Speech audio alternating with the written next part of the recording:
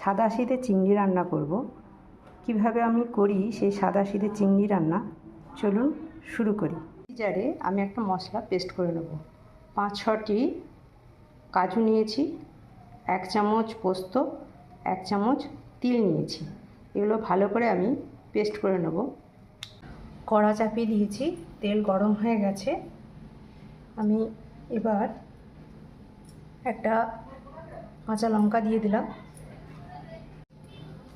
2টো মাঝারি সাইজে পেঁয়াজ কুচিয়ে রেখেছি এর মধ্যে দিয়ে দিলাম। আমি পেঁয়াজ বাটা একটু দিচ্ছি, তার সাথে একটু জিরে আর হলুদ, 1/2 চামচ জিরে গুঁড়ো, 1 চামচ হলুদ গুঁড়ো দিয়ে দিলাম। পরিমাণ মতো নুন দিলাম।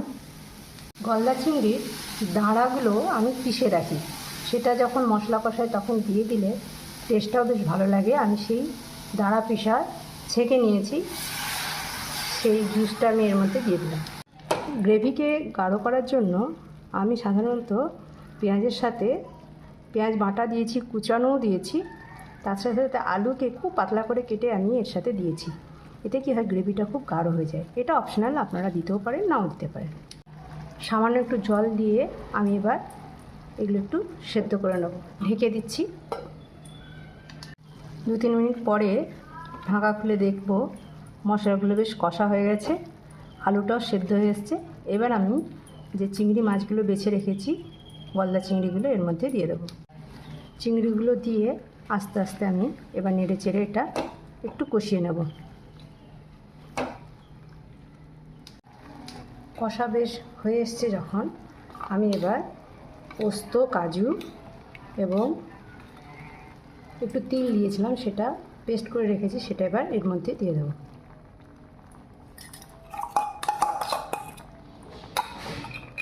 সামান্য একটু চিনি এর মধ্যে দিয়ে দেবো।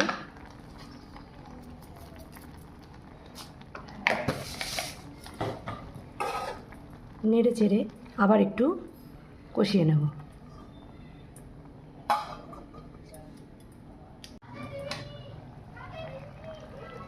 দেখুন আমার এটা হয়ে এসছে রান্নাটা। উপর থেকে সামান্য একটু সর্ষের তেল ছড়িয়ে ঢাকা দিয়ে দেবো। ব্যাস, সাদাসিধে চিংড়ি আমার রান্না কমপ্লিট।